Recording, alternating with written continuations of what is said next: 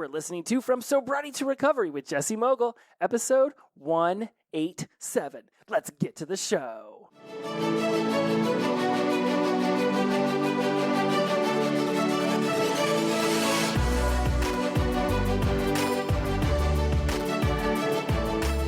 Welcome back to From Sobriety to Recovery. I am your host, Jesse Mogul. I am in addiction recovery 187 in your mother effing ears. We are at another 7. I have had to reshoot the intro to this podcast. This is the 3rd time because I dropped the mother effing bomb, and I was like, maybe it's a little too early in the show to start dropping the F word. But there is a line that they say in Dr. Dre and Snoop Dogg's album, Nothing But a G Thing, from, back in the mid-90s. Yes, I'm 46. And Snoop is just as old as me. He is pimping out Coronas on a beach with Andy Samberg now.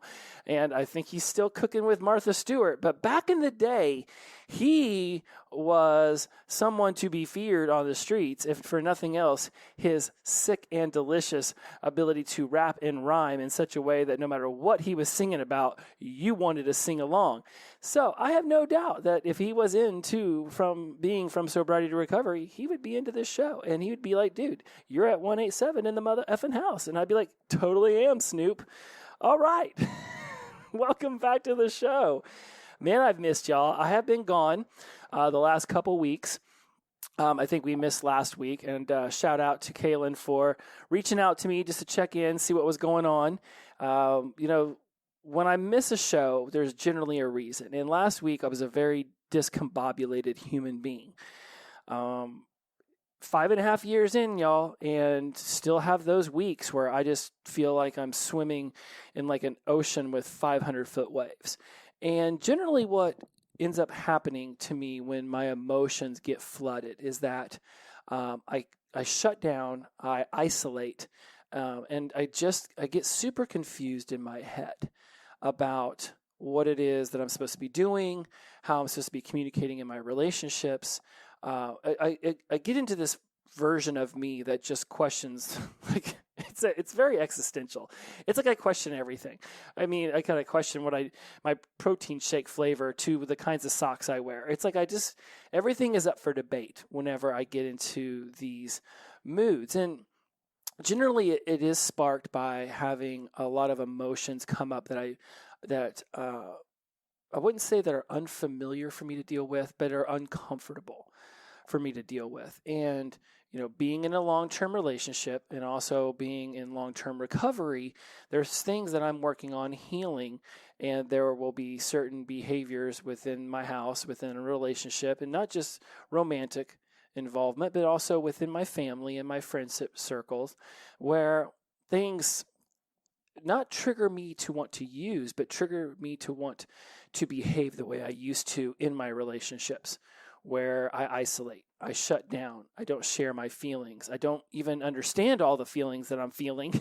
So how am I supposed to talk about the feelings that I'm feeling when I don't understand the feelings I'm feeling, and I'm trying to understand them instead of feel them, and I don't know what to do all the time. And so I just ruminate and ruminate and ruminate. And lucky for me, I have been working with an energy coach, an energy healer, and we'll talk about her a little bit more later because she's going to come on the show soon. And we've been working on what it is that I ruminate on, what it is I spiral on, and how that affects my energy, and ultimately how that shifts me not only internally, but also how it ends up showing up externally. And last week, working through some of the things I did, having a tough conversation, with my girlfriend, and just being able to really step into some of the emotions that I have. I have a tendency to be codependent. And I know that word gets thrown around a lot, so I want to be very clear for how what that experience is like for me. And also the NLP way is to say, well, when do you know you're being codependent, and how does being codependent externalize for you? And when did you decide you were going to be codependent, and when could you decide not to be codependent? Like, I understand how to NLP the shit out of this stuff. That doesn't mean that you just snap your fingers and everything is just woohoo, la, la, la, la, la, la, la, la, la, la. it's still there. It still needs to be brought out onto the table, right? This is what's going on. Let's see if we can clean it up. Let's see if we can tinker with it a little bit. Let's maneuver some of the picture around so that the picture is even more clear and beautiful, right? You don't just magically NLP things and then it's done. Like, it's still, the whole point of NLP is to show you different perspectives, but you still have to do the work. Like with everything else in addiction recovery, there's work to be done all the time. And I signed up for this work. This is the work I chose, but not everybody in my life wants to constantly have their life under a microscope. Not everybody else wants to pull all of their shit out of the closet and shine lights into the corners and see what, roaches or rats run out. Some people are perfectly content leaving their stuff in the closet, no matter how much the behavior might not necessarily be benefiting them anymore. That's their way of living life. You all are into doing it differently. That's why you're 187 episodes into a podcast on sobriety and recovery, that's dripping wet with, personal growth and neuro-linguistic programming. You wouldn't be this far if you weren't into this stuff. So there's definitely a version of people that are drawn to me. And so with the codependency, how it shows up in my life is this, it's like a need to want to know everything's okay.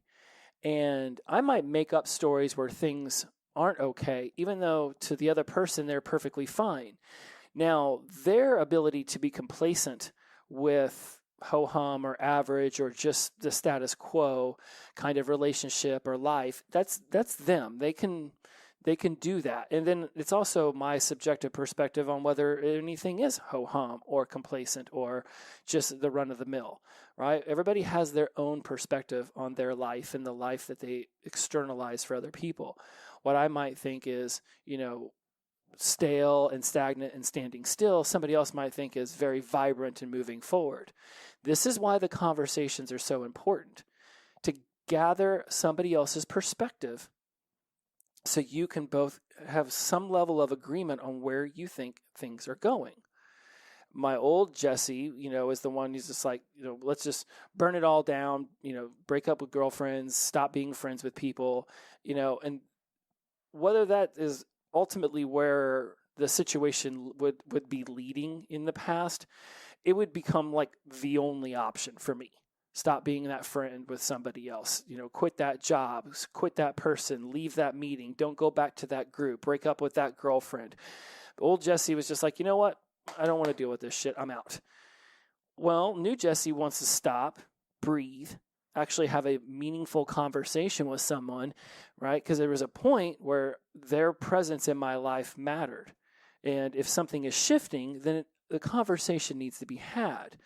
But whenever you have a codependent streak in you that wants everybody to be happy with you, it can be tough having those conversations because some things are going to get said that, one, I'm not going to agree with, two, they're not going to agree with, and three, that are going to cause some disruption in the relationship for a short amount of time. Now, why I think it's worth having the tough conversations, regardless if things will be said that we don't agree with or there will be a disruption, is because you don't have the conversation, and then what happens? You're still internalizing the argument inside your head. It's still occurring. It's just not occurring with them. It's not occurring with the other person. It's just occurring with you. So you're making up their responses and then making up your responses to their made-up responses, and it creates a spiraling effect. Nothing gets solved because nothing is actually being discussed.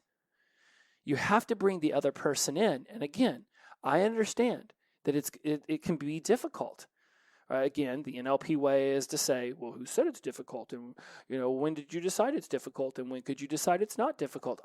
Absolutely. All those are very valid answers. All those are very valid questions. And the answers that come are also valid. And everyone's going to have their own perspective on it. But the work still needs to be done. Whether I envision the conversation as being difficult or uplifting is all in the energy I choose to take into it. So I do shift those words around. This isn't going to be a difficult conversation as much as this is going to be enlightening for us to have this conversation. So I want to walk you through some of the steps that I used last week to have a very difficult, again, difficult for me. Girlfriend thought everything was hunky-dory. It was Jesse having his own Jesse. It was just me being me. but me wanting to talk about some things that were important to me, that weren't not important to her, just not in her awareness that they were important to me. I had to bring these things to her awareness so she knew what was going on. She's not a dummy. She can tell when my energy's off. She can tell when I'm short and curt, or I don't come out of the office as much, or, I hide away in my little creativity cocoon. People aren't blind to a shift in your behavior. They may not be any more comfortable having the tough conversations as you are or aren't, right? They might be concerned about their own feelings. How are they going to respond? How are they going to be okay with disagreeing with what you say and you disagreeing with what they say? Like, what happens inside of your body, the charge, the adrenaline, the pupils dilating, the fear, the flight, the frustrations, the expectations, all of these things coming to a head. If you're feeling them, they are too. In some way, shape, or another, they are also feeling it. And for people who aren't working on themselves, again, they didn't sign up for this. They're not always going to want to be like, yeah, let's have this super tough conversation that I didn't even know you wanted to have because I didn't think anything was wrong. It doesn't matter if someone else thinks something's wrong or not. If you think something is wrong, then it's up to you to bring the conversation to the table. And whether you get the answer you want or not, at least the conversation has been had. So let's go over some of the things that I did, to begin to do this. And, let's what order do I want to do this in? Some of the things that I did wrong. Let's start with some of the feedback opportunities I got. One, I started it off a very aggressive. There's a difference between aggressive and assertive. Assertive is speaking your mind and allowing your voice to be heard, but doing it in a loving way where the other person doesn't feel trampled or attacked. I didn't go assertive at first. I went aggressive, and I started using some passive-aggressive behaviors with some very snide comments. So you mix passive-aggressive with snide comments, it's going to escalate to aggressive, unless both of you are just so passive that you will just allow that shit to fucking come at your face. At some point, someone's going to be like, F you. They're just not going to put up with it anymore. Well, there we go. Now, whether F-bombs were thrown or not, I don't recall, but I can definitely say that the conversation heated up very quickly to the point where it was like I was going to go to my meeting and storm out, and she's going to go back to her office. And while we could have finished, done something with the conversation later, I chose not to go to the meeting in order to continue the conversation because old Jesse would have done that. He'd have just stormed out, whatever, tried to go to the meeting and tried to meet all these people and network and build the business. All the while, 85% of my brain would have been still pissed off and trying to figure out what the hell went sideways with the girlfriend at the house. And that wasn't going to work for me. I'm not going to storm out and do that. This wasn't such an important meeting that it was going to destroy everything I'm creating if I didn't go. So I chose not to go. So one of the things that I did wrong was I came at it passive-aggressive and snide, and that led to aggressive on both of our parts. So that's not healthy. 2, I didn't ask if that was a good time to necessarily bring this conversation up. I know that can seem a little weird to have to ask if somebody has time to talk about something that's super important and meaningful. But there's a certain level of pre-frame that can come with, hey, I've got some things that have been bothering me and it could get a little deep. Do you have some time today where we could just sit down for like 30 minutes and discuss some of the things that have been going on inside of me? Now, again, might seem super weird to ask that permission and, well, this matters to me. That person should be able to drop whatever they're doing and follow me down this path. But that's not necessarily true. They could have work commitments, time commitments, appointments of their own. It's good to pre-frame. Plus, in that pre-framing, in that asking, you get permission from them to get into this level of a conversation. So if at any point in time they want to, I didn't want to talk about this, I didn't agree to this, this is bullshit, and they want to storm away, you can say, hey, I asked, like there was an agreement here. All right, we're not just shoving our needs on somebody else. We're asking them to listen to our needs, and then obviously there's going to be some level of a negotiation here. In life, we don't just always get what we want. So pre-framing and saying, hey, do we have some time to talk about this right now? I didn't do that. I just went straight into it. Luckily, time-wise, it worked out for both of us, but starting up a conversation that turned into an argument 20 minutes before I had to go to a meeting was silly and foolish on me to begin with. I didn't even set myself up for success on that.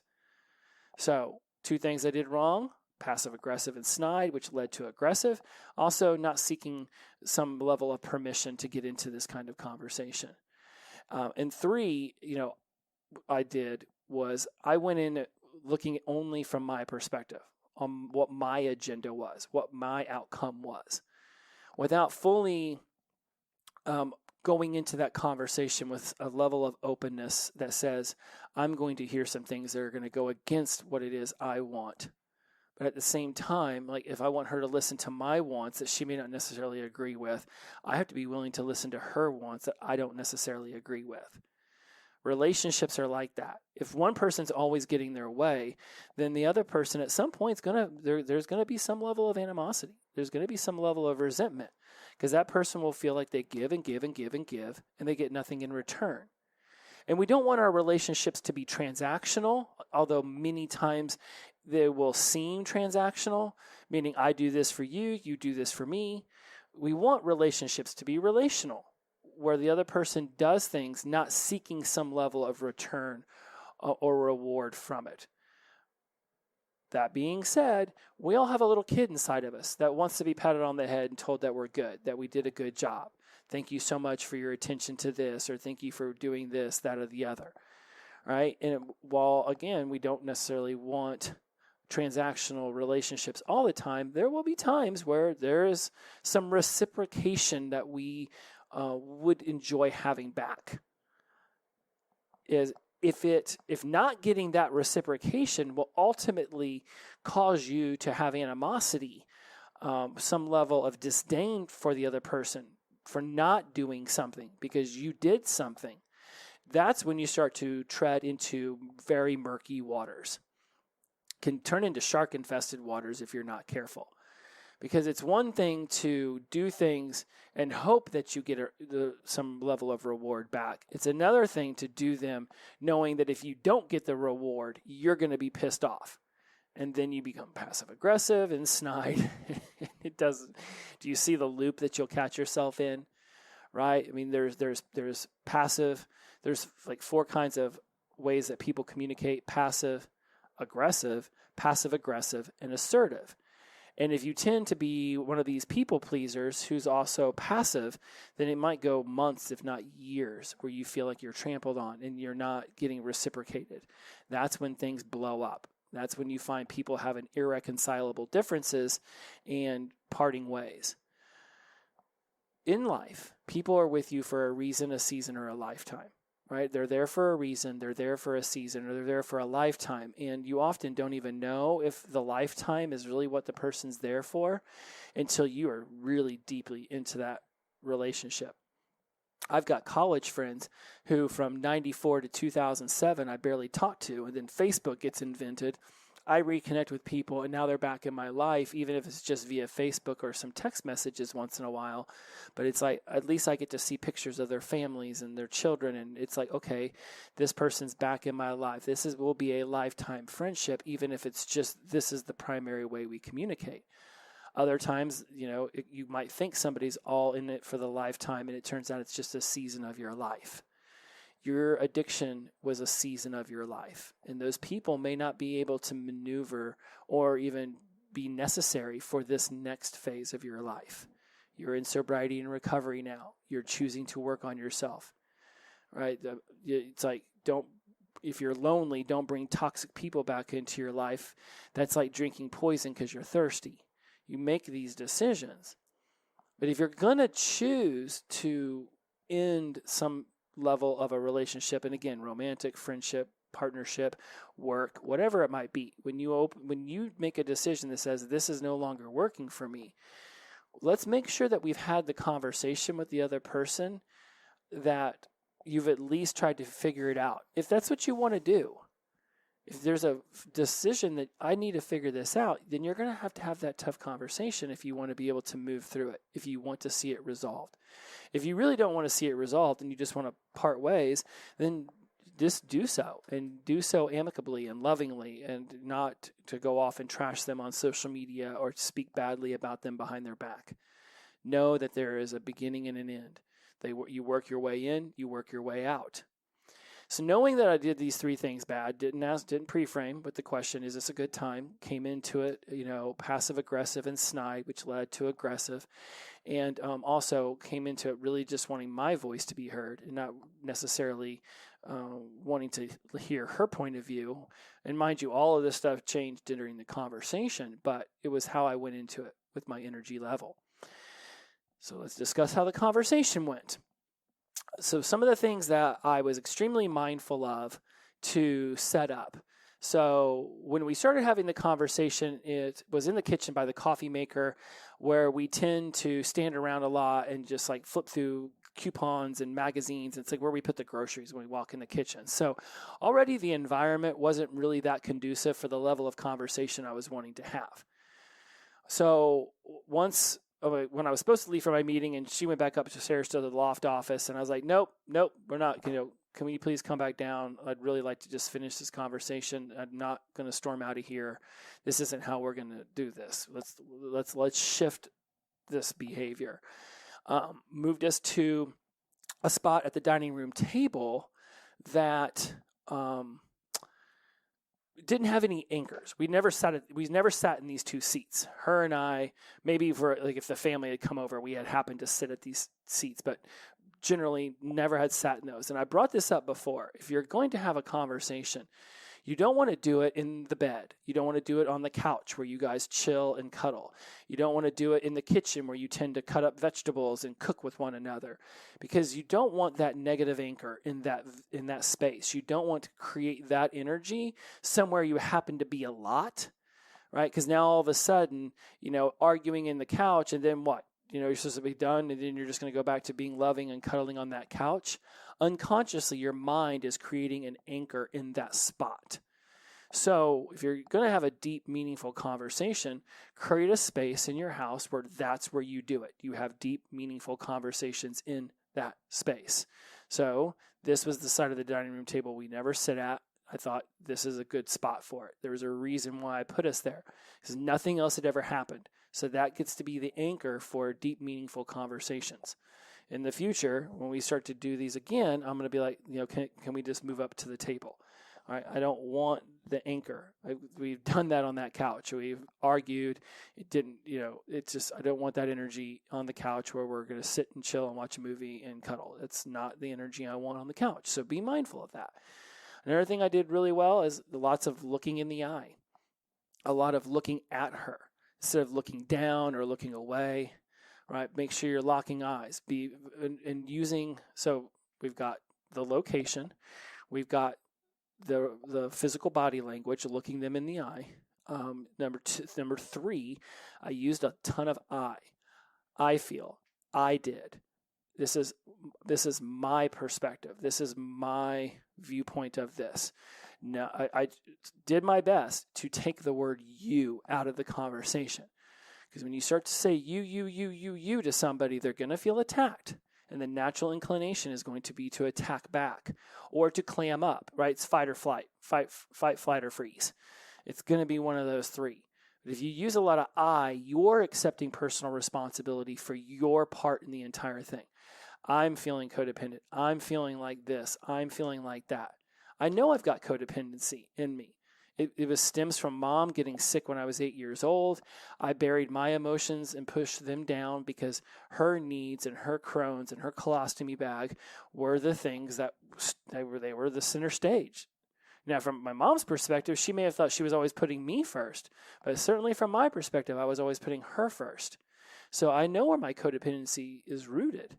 And it's something that I consistently am working on. And one of the best ways to work on it is to talk about it with people I am codependent toward. That's how it gets illuminated. That's how it goes from being part of my shadow self to part of my illuminated self. If you don't take it out of the closet and you try to dance around it, it's not going to get healed. So a lot of I statements. I'm feeling like this. I don't want to continue creating a relationship like blank, blank, blank. I want to be a part of a relationship that's like this, and this is what I will do in order to feel this, and then she can, or he or whoever you're talking to can chime in with what they want, their perspective, because they may not even realize that this is the emotions you're going through, and they won't until you tell them. Yes, I would absolutely prefer more questions sometimes rather than unsolicited advice. Right? There's definitely some times where, just have somebody just look over at me and say, "How are you doing?" And when I say fine, go, "How are you doing?" "Oh, everything's good." "How are you doing?" And it's like that third time someone asks, it's like, "Oh, you're actually going to listen." You're not just going to be like, most of us in society who ask, "Hey, how you doing?" "Good." "Oh, awesome. Well, continue on. I will stare at my phone now." Right? Most people ask you how you're doing and they don't really want the real answer.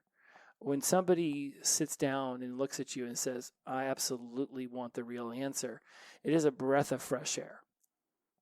And again, I will frame these things that I'm talking about like I feel, I did. This is my perspective. This is my experience. Taking on that personal responsibility and not complaining or blaming or making excuses allows for the other person to feel and hear that it's not just one-sided.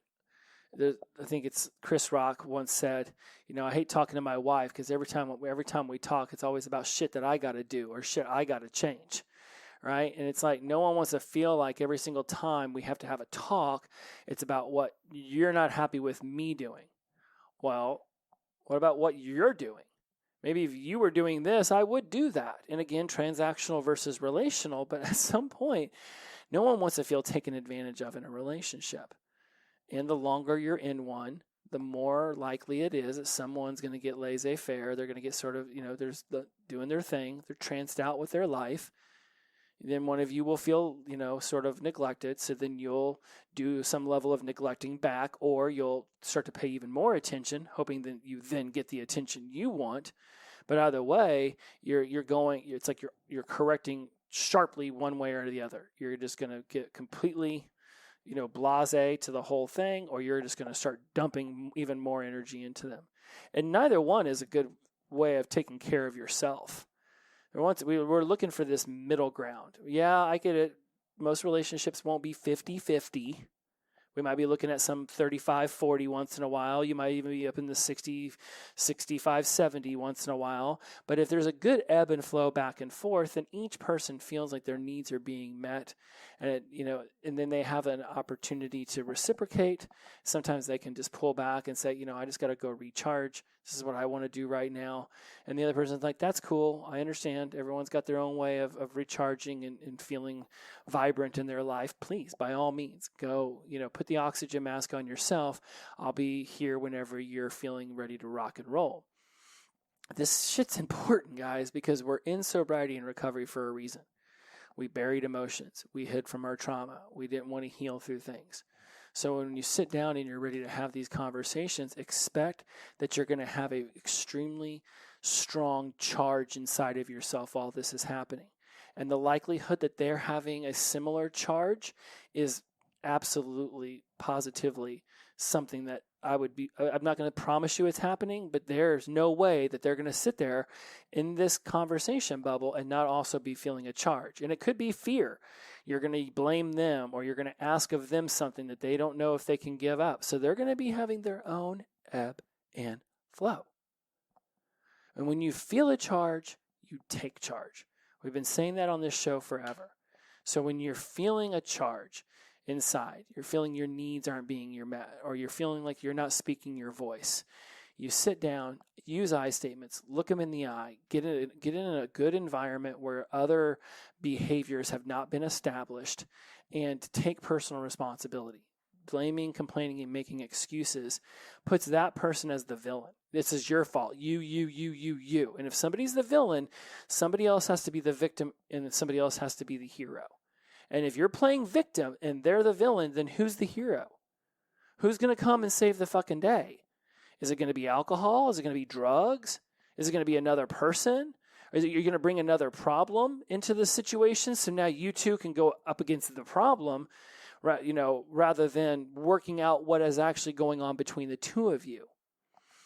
Now, to preface what I just said there, because it's called triangulation. We're learning about it in the addiction recovery class. Let's say it's finances. Let's say the conversation you need to have with your partner is about finances. The problem isn't between you two. The problem is actually the finances. And what you're seeking for is a solution. We need to save more money. We need to spend more wisely. We need to get better jobs so we can make more money. Somewhere in the conversation is a solution. So the problem really isn't necessarily the finances. It could be somebody else feeling like they're working harder than the other, or that they feel like the market's down, or whatever, inflation's up. It can be so many things. So when you start yelling at one another, when the real issue is the finances, then you stop yourself and say, okay, the issue we're having is with finances. All this other stuff is just the way we're blaming, complaining, and making excuses about how the other one isn't doing this and the other one isn't doing that. Let's focus on what we can do about the finances. That's healthy because then it becomes a union, a partnership, right? And it's not that the finances are the enemy. They're not the villain as much as they're the challenger. The finances, inflation, and gas prices and all that other stuff, it's just challenging you to push yourself outside of your comfort zone and grow toward a new version of you. And whenever you have that conversation, you both can become partners. It's like Wonder Twins, activate! You bounce the rings off of each other and and all the little lights shine, and next thing you know, you're soaring through the air, and you're bow, picture 1950s comic books of Batman, it's like you're knocking out the finances, and it's like, yay, we win, evil finances defeated. That is a healthy way of going into these conversations, realizing the problem isn't you two. The problem is the external factor. It's the finances. Fix that up, and the problem that you're currently having will probably resolve itself. Doesn't mean there's not deeper conversations about responsibility and partnership and saving and love and kindness. Doesn't mean that there's not still that conversation to be had. But if you're sitting there screaming at one another, and I watched Devil in Ohio on Netflix the other day, and one of the later episodes in the series, the issue is that this woman brought in a teenage daughter into the house because she had escaped a cult, and they started screaming at each other about money and time. And really what they were wanting to argue about was May, was the girl that got brought into the house. So they're arguing about time and money and who sacrificed what, and in reality what they really were wanting to argue about was, why is this teenage girl who escaped a cult living in our home? So you want to be mindful of doing it that way. That's called triangulation. So whenever you want to grab something else and make that the enemy so that you don't actually have to talk about what's really going on between the two of you, that's triangulation. When the conversation really does need to be about responsibility or kindness or compassion or partnership or something in the relationship, but instead you decide to bring in this other thing and start arguing about that instead, that's deflecting the real conversation. Now, if the conversation really is about finances and then it elevates into screaming at one another about, who sacrificed more 10 years ago, then you want to stop that on a dime and say, okay, we need to figure out a way to get our finances straight. And then that will alleviate this stressor upon the both of us right now. That's healthy because it really is the finances that you want to discuss. And again, there will be some intricacies underneath the tip of that iceberg. But you can discuss the finances, and then you can start to flow down that triangle and start to clean up partnership and responsibility and savings and time management. But the opposite of that is whenever you really do need to be working on the relationship, but instead you bring in that third thing so that you can be upset and pissed off about that. You both say that's the enemy. The enemy is the finances. The enemy is the inflation. The enemy is the politicians who created this inflation. Let's be angry at them. Then you deflect the actual real work that can be happening between the two of you that can make you stronger, that can heal you and heal your past through working through these current situations. And all this goes on in my mind as I'm having these conversations, because I can see it from so many different perspectives. And I say that knowing that at the beginning of this podcast, I said I went into this conversation wanting to get my point across, but not necessarily wanting to listen to her point. So you can simultaneously know there are tons of positions and tons of perspectives happening, yet you can still be locked into first person. In NLP, we teach a process called perceptual positions that allows you to go from first person to second person, so you can experience this from their point of view.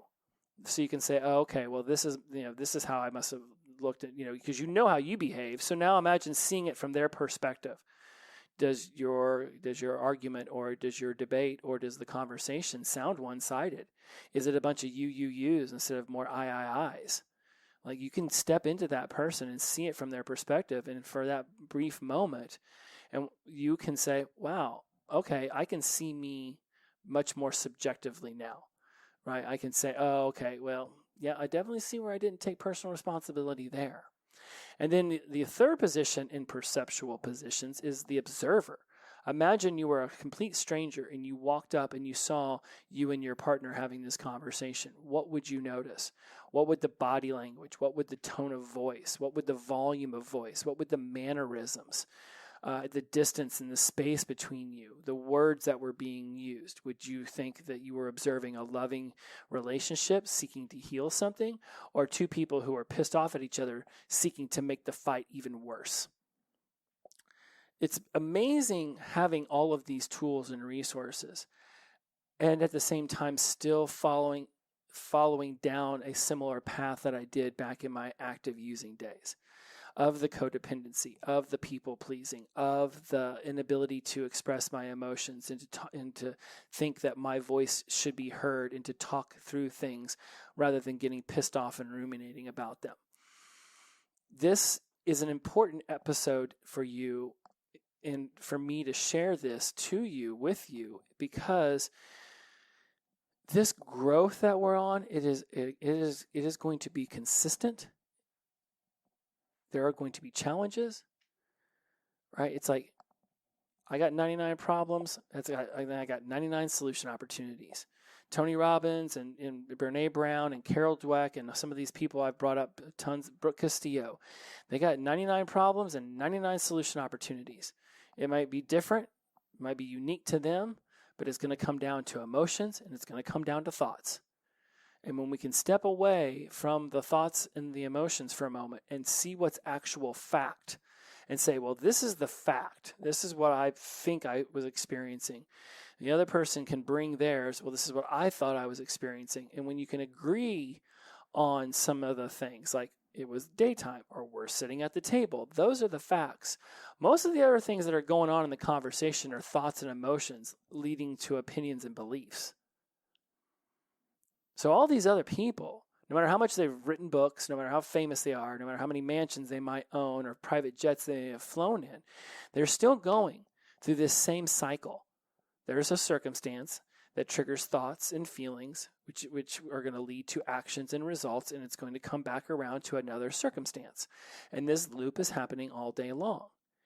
And when you want to get into these deep, emotionally meaningful conversations with your partner, with your family members, with your best friend, understand they're going to feel charged too. And if you're using a bunch of yous instead of I's, their natural inclination is going to be to push back. And you don't want the pushback, you want the connection. Write this down on one page. Do you want to be right, or do you want to connect? So often in our society, around the world, people are so determined to be right that they're not willing to stop for a moment, step back and say, how can we connect in this? That's where the negotiation comes in. That's where a little give and take on both sides. If somebody is constantly giving, eventually those resistances will turn into resentments and then rejection. And whether that rejection is screaming at someone or packing up their shit in the middle of the night and moving back in with mom and dad, that's not where we want the whole thing to lead to. We want there to be adult conversations, amicable exchanging of thoughts and feelings, empathetic, ways of looking at the other person and understanding that they have a whole different perspective on life. No matter how long you've known someone, you cannot possibly have experienced all of the things they've experienced from their perspective. It's impossible.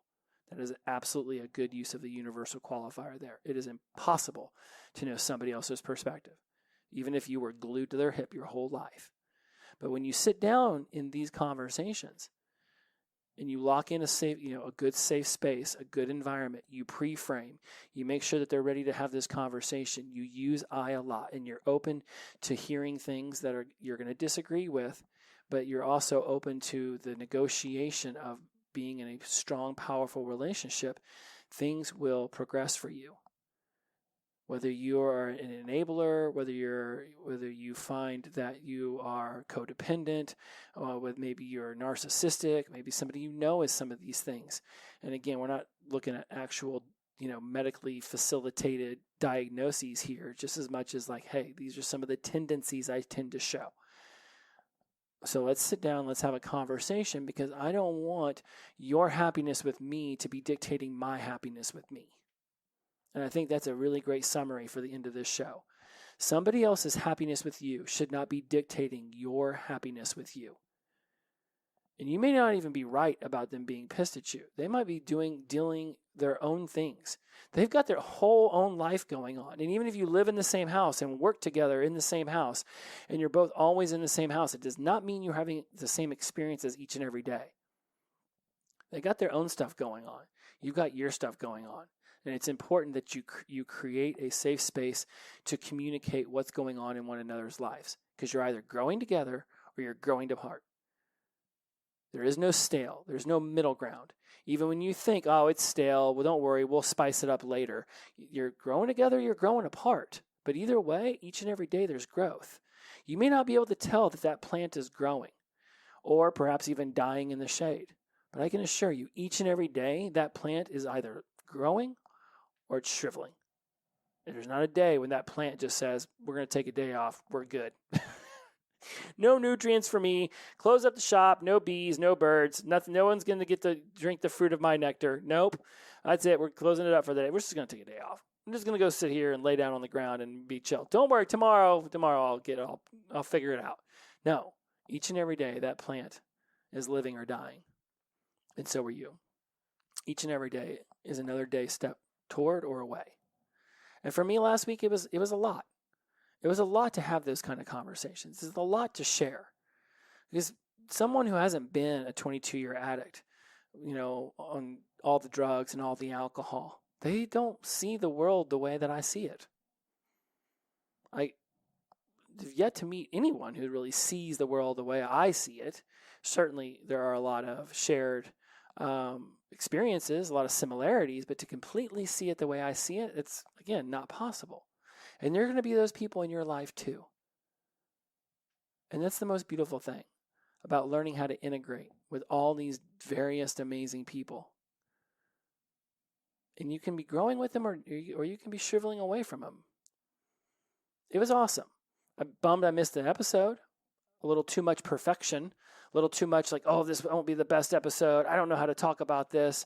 And maybe I needed a week to just, allow it to simmer, allow it to absorb. But it was amazing. And I look at it now and I'm like, all right, each and every day I feel more and more comfortable being able to express who I am. You would think, that's where I'll stop myself. It's not, you would think I'd be already comfortable doing it, considering I've got podcasts and speeches and all that. But there is an intimacy that happens between two people when they share their fears and their desires and their hopes and their aspirations. It's things that not a lot of people will get to hear. So when you have someone you do that with, it can be tough to have to have those difficult conversations, because you don't want to upset the boat. You don't want to shake things up. You want that person to love you, and you want it to be unconditional love. But in order for there to be unconditional love from one, it needs to be coming from both. Otherwise, the other person will sense it. And relationships are amazing, and I love talking about them. And some of this stuff, I'm speaking from the heart, like it happened directly to me. I'm bringing in a lot of the tribe stories. I'm bringing in a lot of experiences from some of my clients. I'm just sort of presenting it to you as this gigantic amalgamation of someone in addiction recovery and coming from my perspective. Two of the things that have helped me so much as I've grown over the last couple years, especially this year I've been in Huntsville, because I'm coming up on my 1-year anniversary. The Tuesday night before Thanksgiving will be my 1-year anniversary. And two of the things that have helped me the most is been able to dive into the science of what's going on in my brain, in my mind. What's firing off? Where's the dopamine, the serotonin? Where is all of this stuff being created in my brain that's causing what I feel? Right? It's the feelings that I have, the cravings, the cues, the response, the rewards, all of this, right? Being cued off about something that the girlfriend says, and that craves me wanting to argue or wanting to isolate. Then the response becomes arguing or isolating, and then the reward is what? More isolation or more anger? It's like, oh, okay, let's shift this now. Because cue, craving, response, reward doesn't just work with the bottle or the pipe. It also works with just conversational, everyday life. So understanding the science of addiction is helped me a great deal. I know it helps you all when I talk about it because you tell me when you reach out to me. And then understanding my energy, right? Emotions are energy in motion. So when you have this energy in motion, that becomes the emotion. The emotions you have, it's the energy moving through you that causes you to motivate to do one thing or the other, right? You have these feelings that are attached to thoughts, and then they spark actions. So emotions are energy in motion. And so understanding my energy and the blocks and the barriers, and also feeling the power of positive energy, release and flow. The reason that's one of my favorite sayings is because when you have this positive energy and you release it out there, your life flows. It's like you feel like you're the silver surfer. You're riding on just this amazing surfboard of happiness because you're releasing it out there. Doesn't mean every day will be happy, but it does mean that you understand how to feel happy. You can feel happy. In active addiction, we didn't always know how to feel happy. We weren't even sure if what we were feeling was happy. Somebody could tell us, hey, you went to the amusement park. Did you feel happy? I mean, okay, I suppose that's what I'm supposed to say. But did you really feel it? Having that positive energy and releasing it out there and smiling and laughing and being of service and contributing to other people, and also having them be of service and contributing back to you, it becomes this amazing just swarm of positive energy. So learning more about my energy. And I say that because I'm getting ready to have 2 guests on the show. Not in this episode. We're already at 45 minutes. I'm going to be bringing you a PhD from the University of Alabama in addiction, the whole science of addiction. She's got a PhD in this. I don't have the notes. I wanted to say biology, but it's not the genealogy. It's some ology of addiction. Just amazing. Just a professor, Trisha Whitty. Just cannot wait to have you meet her. And then I also have my energy healer who I want to bring on because she talks a lot about how trapped energy and not talking about things and bottling things up and pushing them down causes it's like this huge pressure of energy to build up inside of you. That's when you see the arguments. That's when you see the lashing out. That's when you feel the uncontrollable urge to go use again, and you can't stop it. You can't push back on that tidal wave. Water might seem super chill and relaxed, but I'll tell you, if you put enough of it going the right speed, it can pick up freaking houses. And so she discusses energy in a way that I think really shines some light on what it is that you're feeling and how to be able to better feel it, really, and understand what it is you're feeling. So that's Elysia, and she'll be on in a couple weeks as well. So this episode was going to be a mixture of energy versus science of addiction, and it turned into 45 minutes of me talking about codependency and how I had a tough conversation. What the show was always meant to be, at least at the beginning, it was meant to be like a diary of what I was going through in my addiction recovery. And it's grown into so many more things in the last 3 years that I've been doing the show, and through, coming up on 6 years of sobriety, that sometimes I forget that just me talking about the things I'm experiencing can also have benefit, and not just the things I'm learning and not all the science and not all the woo-woo, but sometimes it's just, wow, I had to have a tough conversation and this is how it went and this is why it got started and this is the stuff I'm healing through. And I know you find value in this. One, you tell me, but two, I have a feeling that a lot of us are going through this kind of stuff. This desire to talk about things that are tough with people who may not necessarily even have an inkling of how to see it from our perspective, because they didn't live the life we did. They didn't suffer through the substance abuse the way that we did. And it's amazing to walk away feeling more connected. I haven't felt this connected with her in a long time. I feel confident in my ability to talk about things and in my ability to accept that her and I aren't going to see eye to eye on everything, but at least we can have conversations about it. Because burying it down, it just causes you to grow apart.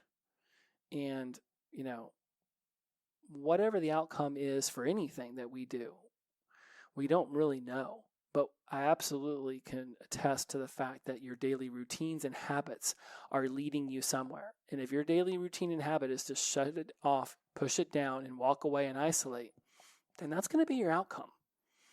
And if your daily routine and habit is to be open and have conversations and embrace other people's various points of view and models of the world, then that will be your outcome. And again, you're either thriving in the sunshine or you're dying in the shade. You choose each and every day.